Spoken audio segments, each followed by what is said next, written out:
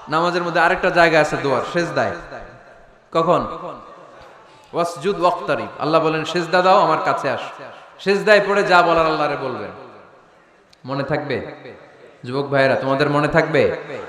যা চাইতে মনে চায় সেজদায় পড়ে চাও। তুমি যখন সেজদায় লুটিয়ে পড়ো, তুমি মসজিদের টাইলসে সেজদা দাও নাই, তুমি আল্লাহর কুদরতি পায়ের উপরে সেজদা দিয়েছো।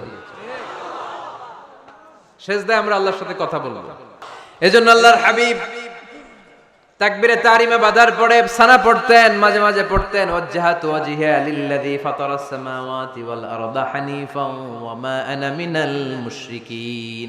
এখানে অনেক দোয়া পড়তেন। আল্লাহুম্মা বাঈদ বাইনি ওয়া বাইনা খাতায়ায়া কামা বাআদতা বাইনাল মাশরিকি ওয়াল মাগরিব। আল্লাহ, আমার আর আমার গুনার বোঝার মধ্যে এত দূরত্ব করে দাও, পৃথিবীর পূর্ব প্রান্ত আর পশ্চিম প্রান্তের মাঝখানে তুমি যত দূরত্ব রেখেছো। সুবহানাল্লাহ পড়েন। আমার পাপগুলোকে তুমি সাদা ধবধবে ঠান্ডা বরফের পানি দিয়ে ধুয়ে মুক্ত করে দাও। ও আল্লাহ, আমারে তুমি নিষ্পাপ বানিয়ে দাও। এই নামাজের শুরুতে এই দোয়াগুলো করলে কবুল করে কে? সর্বশেষ সালাম ফিরানোর আগে দোয়া করলে কবুল করে কে? লা ইউসাল্লিমান্না আহাদুকুম হাত্তা ইয়াতাআওয়াযা আন আরবা। চারটা জিনিস থেকে পানাহ না আছে আমার কোন উম্মত যেন সালাম না ফিরায়। সবাই যেন পড়ে আল্লাহুম্মা ইন্নী আউযু বিকা মিন আযাবিল কবর, আউযু বিকা মিন আযাবি জাহান্নাম, আউযু বিকা মিন ফিতনাতিল মাহইয়া ওয়াল মামাত, আউযু বিকা মিন ফিতনাতিল মাসিহিদ দাজ্জাল। পড়েন আমিন। দোয়া মাসুরা পড়ে এই দোয়াটা পড়ে সালাম ফিরাবেন। কবুল করবে কে? জুমার দিনে, আজকে কি বার? আজকেই তো জুমাবার।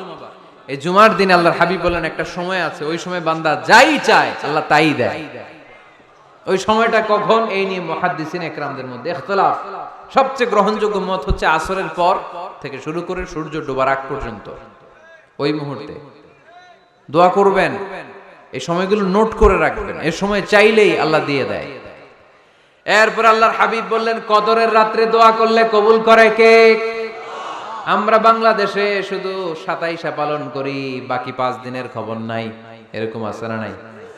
21, 23, 25, 27, 29 এই 5টা বেজর রাতে, যে কোনো রাতে কদর হয়ে যেতে পারে। আমরা নামাজ পড়ি কোন রাতে? 27। সারা রাত কানতে কানতে শেষ, ওদিকে কদর চলে গেছে 23 তারিখ। আছে না নাই? হতে পারে। বুদ্ধিমান মুমিনের কাজ হচ্ছে বেজর 5 রাত্রিতে, শেষ দশকের 5 বেজর রাত্রিতে এক সমান তালে ইবাদত করা, যাতে কোনো ক্রমে কদরের বরকত ছুটে না যায়। এরপর আল্লাহর হাবিব বললেন কেউ যদি কোরআন খতম করে, কোরআন খতমের পরে যে ব্যক্তি দোয়া করবে তার দোয়াটা কবুল করে কে? মান খাতামাল কোরআন ফালাহু দাওয়া মুস্তাজাবা। কোরআন খতম করার পরে দোয়া করলে আল্লাহ দোয়া কবুল করে। হজের ময়দানে দোয়া করলে কবুল করে কে? আরাফাতের ময়দানে দোয়া কবুল হয়। তাওয়াফ করা অবস্থায় দোয়া করলে কবুল হয়। জামজামের পানি খেয়ে মা উ জামজাম লিমা শুরিবালা, যেই নিয়তে জামজামের পানি খায় ওই নিয়ত কবুল করে কে? মুজদালিফায় দোয়া আল্লাহ কবুল করেন, মাতাফে কবুল করেন, মুলতাজামে কবুল করেন। কাবা ঘরের হাজরে আসওয়াদের কর্নার, কাবা ঘরের দরজা, দুই জায়গার মাঝখানে একটা জায়গা আছে, এটার নাম মুলতাজাম। এইখানে হয় ধাক্কা ধাক্কি। সুযোগ হলে ওইখানে দাঁড়িয়ে ওইখানে টাচ করে শরীর লাগিয়ে দোয়া করবেন, কবুল করবে কে? কিন্তু সুযোগ পাওয়া যায় না। এক মাওলানা সুযোগ পাইছিল ধাক্কা ধাক্কি করে কোন রকম গেছে, যে একটা দোয়া করছে আল্লাহর কাছে, আল্লাহ জীবনে যা দোয়া করছিলাম আর যা করবো সব কবুল করে নাও। এই দোয়া করার সাথে সাথে খাইছে এক ধাক্কা, খাইয়ে অনেক দূর, কাম হয়ে গেছে, সমস্যা নাই। দোয়াটা কি করছিল? কি করেছিল? আল্লাহ জীবনে যত দোয়া করেছি আর যত দোয়া করব সব তুমি কবুল করে নিও। একটা দোয়া করছে না। মুলতাজাম ধরে কয় দোয়া করছে? এক দোয়া। কারণ কয়টা চাবে ওখানে? আল্লাহ এটা দাও ওইটা দাও, চাওয়ার সময় আছে? ওইখানে খালি ধাক্কা ধাক্কি। এজন্য উনি একটা চাইছে, আল্লাহ যা জীবনে চাইছিলাম আর যা চাবো সব তুমি কবুল করে নিও, এটাই চাই, আর কিছু চাই না। সুবহানাল্লাহ পড়তে পারলেন না? শেষ কথা বলি এবার, দোয়া কবুলের 5টা শর্ত। এই কথা বলে আজকের আলোচনা শেষ। সবাই এবার অনেক খুশি। কয়টা শর্ত? জোরে বলেন। ধৈর্য আছে মাশাআল্লাহ, ওঠে নাই তেমন। মাঝে মাঝে একটু ধমক দেয় যাতে না ওঠে, বেশি বিশৃঙ্খলা করে ফেলে। এখন আবার ঠান্ডা হয়েছে।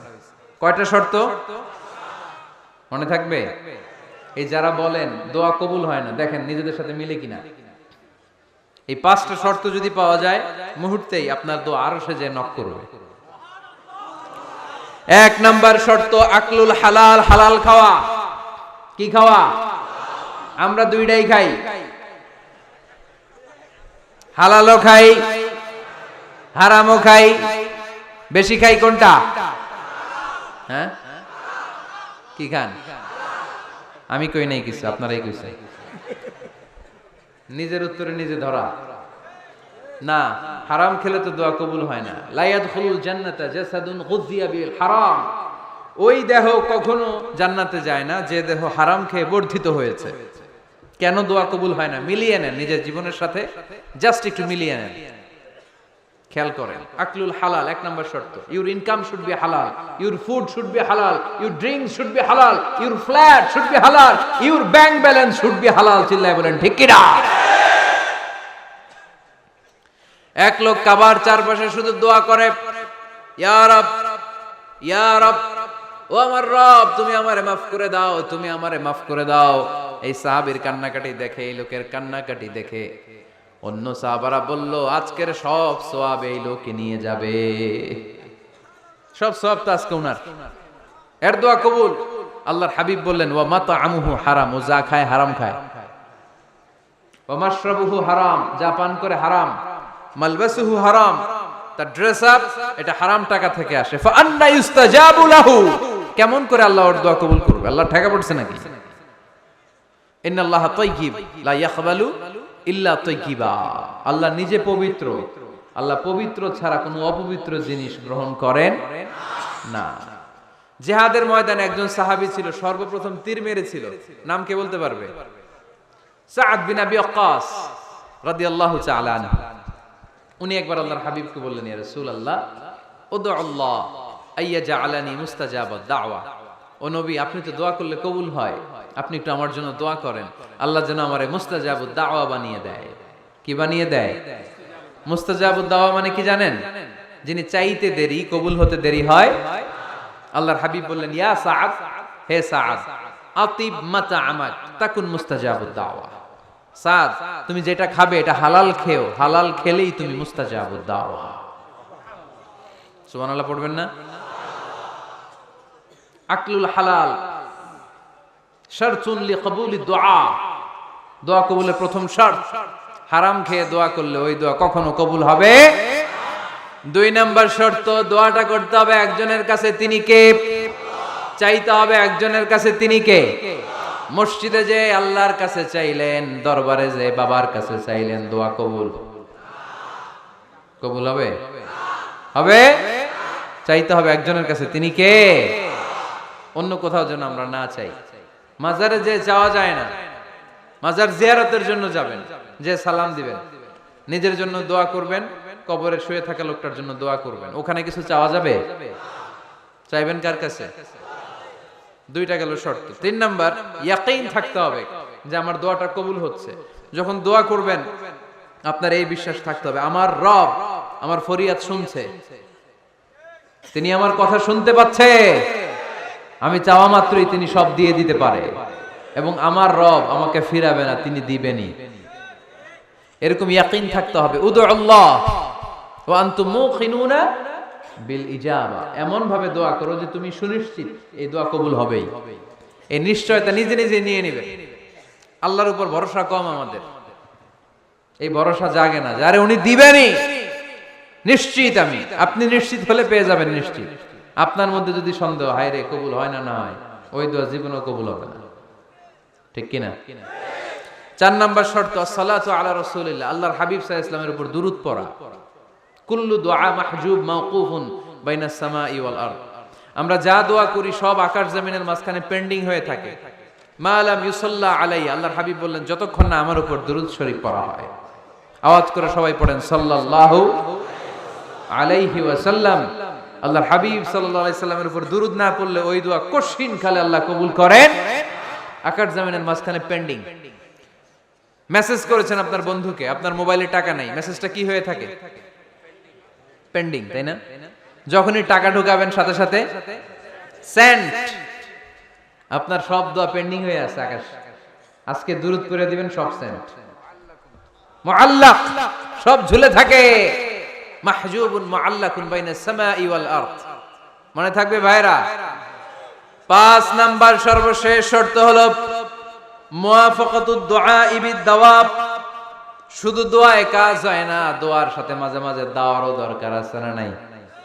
দোয়াও লাগবে, দাওয়াও লাগবে, ঠিক কিনা? আপনার ছেলের জন্য আপনি দোয়া চাইতে আসলেন, হুজুর দোয়া করেন। অনেকে কলম নিয়ে আসে আমাদের কাছে, কলম। আমি ভাবছি আমারে গিফট করবে, পরে কয় না, গিফট না, ফু দিয়া দেন। ফু দিয়ে দেন কেন? আমার ছেলের পরীক্ষা, আপনার ফু পাইলে গোল্ডেন এ প্লাস। আমি কই সর্বনাশ, লেখাপড়া না করলে ডবল জিরো পাবে, দোয়ায় কাজ হবে না। আগে পড়াশোনা করতে হবে, তারপরে দোয়ায় কাজ হবে, ঠিক কিনা? দোয়াটা ভ্যালু অ্যাড করে, ইট অ্যাডেড দ্য ভ্যালু। কিন্তু আগে লাগবে লেখাপড়া, আগে লেখাপড়া। অসুস্থ হয়েছেন, খালি দোয়া চাইতেছেন। চিকিৎসা নেয়া বড় সুন্নাহ।